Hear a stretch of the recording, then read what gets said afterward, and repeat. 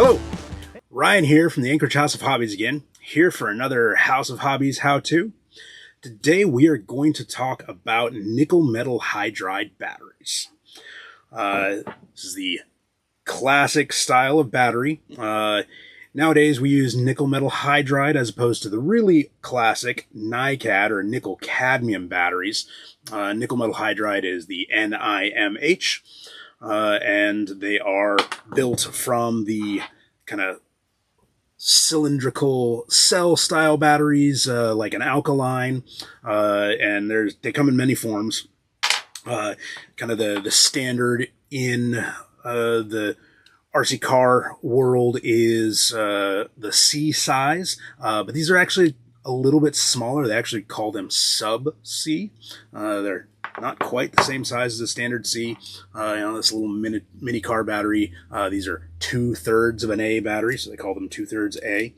And they're spec'd at 1.2 volts per individual cell, unlike the lithium batteries, which are 3.7 volts per cell. These are 1.2. So this 6-cell battery is 7.2 volts in series. So 1.2, 1.2, 1.2, 1.2, 1.2, 1.2, for a total of 7.2. And then this 7-cell pack, similar to this version here, this is 8.4 volts, and that's the nominal voltage. That's the rated voltage. In a fully discharged state, they normally read about 1 volt, and then fully charged, they read about 1.4 volts. So, 0.2 volts on either side of their nominal rating is what a nickel battery is going to get you. Now, compared to a lithium battery, especially a lithium polymer battery, which is the kind of go-to battery for radio control nowadays, nickel batteries, they're less energy dense. They store less power. They have a less performance power to weight ratio. They are heavier, and they hold less charge in the same footprint. And they're less efficient. They have higher internal resistance. They don't release their energy as efficiently as a lithium battery. So that's why a lithium battery is the go-to nowadays.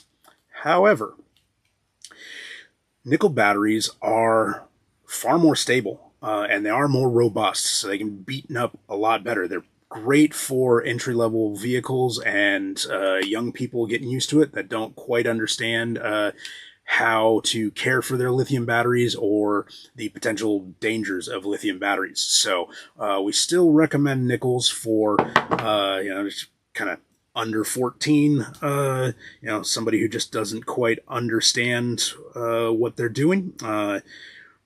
So let's get into it. We've got some tools here. We've got a trusty voltmeter. We've got several batteries. I've got some batteries that are in good shape and some batteries that have been sitting for quite a while. We've got a peak detection charger here, kind of the modern, just nice, good charger. And then we've got a classic dumb dial charger. And I will show you why we need that today. All right. So a lot of people don't really understand how their nickel batteries work and what happens when they sit for a while. It's very common and not a big deal. They're completely recoverable is the big deal. That's what we're here for in this video. It takes hundreds of cycles to actually wear out a nickel battery, especially a nickel-metal hydride. They're robust. You don't have to worry about leaving them fully discharged. You don't have to worry about leaving them plugged in. But there is some care instructions to getting them back up and running when they do sit for a while. So if a nickel-based battery sits for an extended amount of time, couple months or more, then they build up internal resistance. And we're going to talk about breaking that down and how that affects the charging. This causes you problems. People think their batteries are completely dead and need to be replaced, or that their chargers aren't working. And it's really that just the battery's been sitting for a while. Very common with, you get a car in the summer, you play with it, everything works great, and then you put it away for the winter, you put it on a shelf, put it in a closet, and then it doesn't come back out until the next summer, and that battery's been sitting. Whether charged or dead doesn't matter, and they build up that resistance, and they don't want to take on energy, and they don't want to release energy that they've had because of that resistance in there.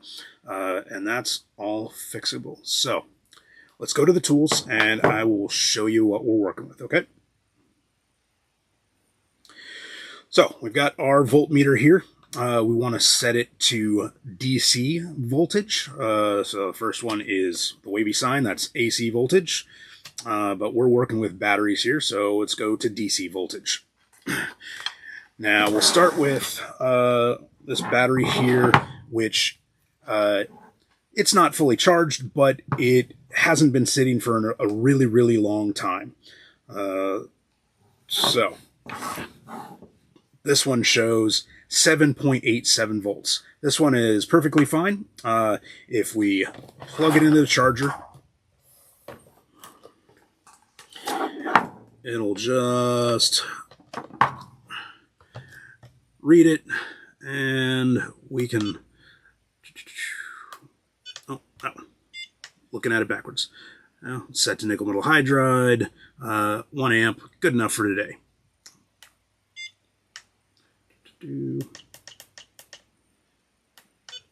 Charge. It starts charging. If that's all we were doing, this would be a very uneventful video. But that battery is charging, the voltage will come up, and when it's done, it'll be good. So here is how the peak detection nickel-metal-hydride chargers work. I guess, yeah, let's talk about that first. Sorry. So the way a peak detection charger works in nickel-metal-hydride, you're not setting to a specific voltage like a lithium battery. What it's doing is, as it's charging, it's looking for fluctuations in voltage. So as it's charging, there will be some fluctuation, but when it hits its peak, it'll fluctuate a lot. And that's the signal the charger is looking for to shut down. And so it hits that and says, okay, we're done charging. Now, what happens with these batteries that have been sitting for a while, they've built up that internal resistance. And so as the charger goes, it hits that internal resistance and starts to fluctuate like it is fully charged. And so the charger sees that fluctuation in voltage and shuts off. It thinks it's done charging. And that is what's referred to as a false peak. And if you're not expecting it, you plug in your battery. It's been sitting for a while, has no charge left in it, and it finishes charging really, really quickly because the charger ramps up, puts in 100 milliamps maybe in your 3000 milliamp battery, and it fluctuates, and the charger thinks it's done, and you're good to go. You're like, oh, all right, it's charged. You plug it into your vehicle, pull the trigger, there's only 100 milliamps in there. So it might barely move a few feet, but you thought it was charged. So the way to break down that internal resistance is to discharge that battery fully, which you just did by driving it a couple feet, and you pulled that 100 milliamps out of there. Now we got to plug it back into the charger, and some of that internal resistance has broken down. And so you charge it up, it goes a little bit longer. Instead of 100 milliamps, this time we get 300 milliamps in it. Then it hits that and it fluctuates, and the charger shuts off. Now you can drive it 20 feet. Put it back on the charger, it'll charge a little further, maybe at 1,000 milliamps. It'll run for a minute or two. But you keep charging and discharging, what's called a cycle. You cycle that battery 5 or 6 times, and it'll get through all that resistance, and it'll hold whatever milliamperage it's going to hold. This 3,300 milliamp should hold about 3.3 amp hours or 3,300 milliamp hours worth of charge. And after we've cycled it 5 or 6 times, it's going to run the way it's supposed to run. And once you've gotten through all that resistance, everything is fine until it sits for another extended amount of time and that resistance has a chance to creep back in and build back up. But that is the situation there. Let's go back to the voltmeter. So I have this other battery here.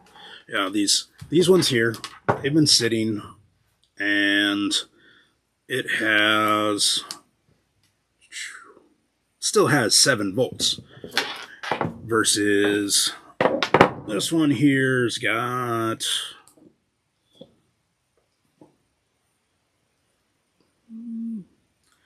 1.1 volts. And then this one here has 0.4 volts.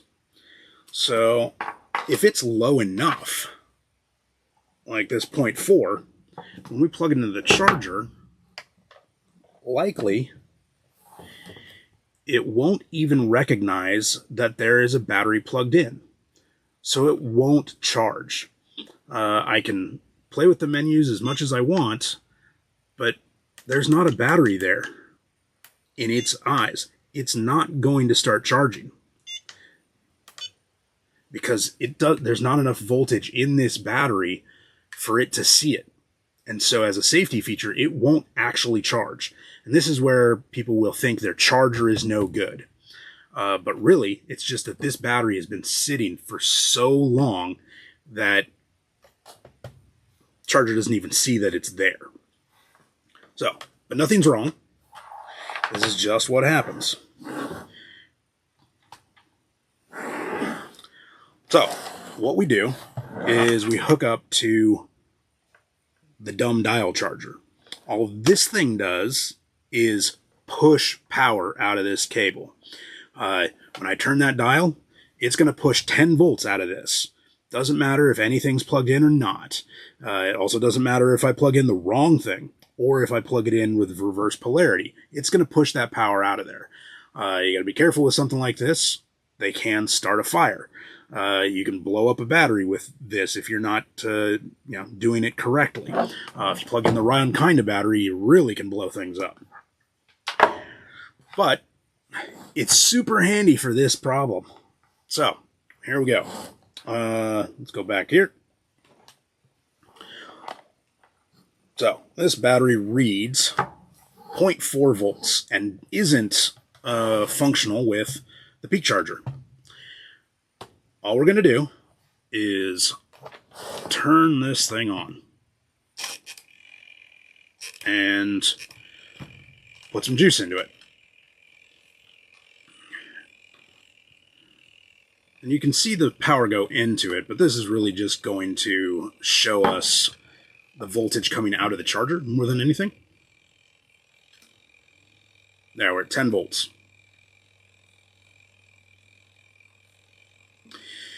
And it doesn't take very long. We're not going to sit here for too long, but normally when recovering a battery like this, I'll leave it on for 4 or 5 minutes, but we're not going to do that right now because we've got the equipment right here. We can just move back and forth.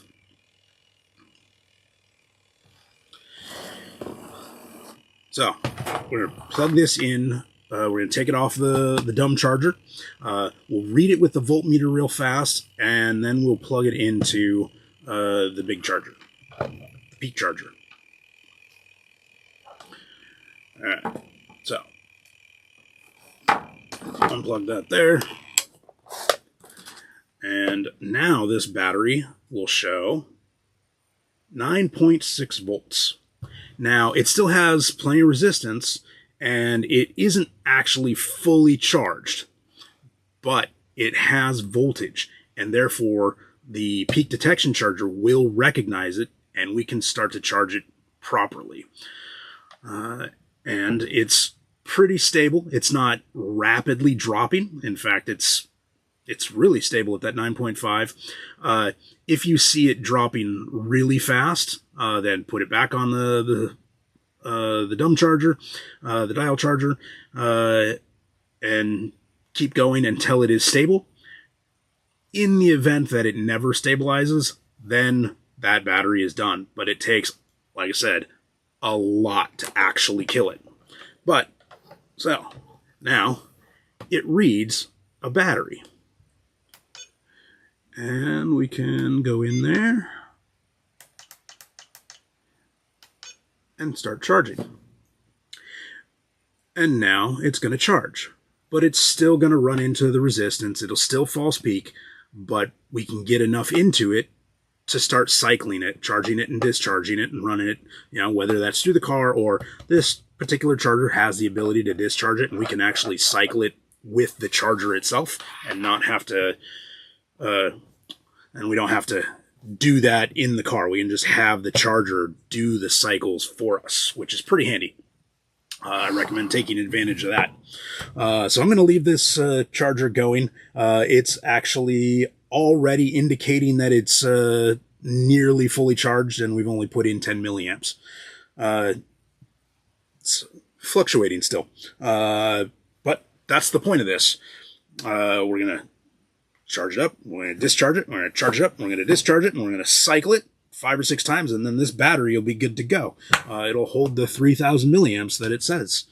So, if you run into a nickel-metal-hydride battery that doesn't seem to work, it probably is still serviceable, and you just need to put some juice into it. So, if you need help with that, you can come into the store and we can help you fix that. It just takes one of these old chargers, which not everybody has lying around anymore. But the high-end nice chargers nowadays, they can't actually do it because of the safety features. So, again, nickel-metal-hydrides are robust. They are stable. They are excellent for beginners and novices and kids because you can just beat them up and they're all repairable and salvageable. You don't have to worry about them, so much starting fires. It is possible to overcharge and blow up a nickel battery, but it's super rare. I've only seen it like twice in like 40 years of dealing with this stuff. It's possible, but it's really, really rare. So, that's it. That is a very basic rundown of nickel-metal-hydride batteries. This applies to many other things, but primarily, RC cars, because that's what we do. Thank you. Have fun. This has been Ryan with another House of Hobbies How To.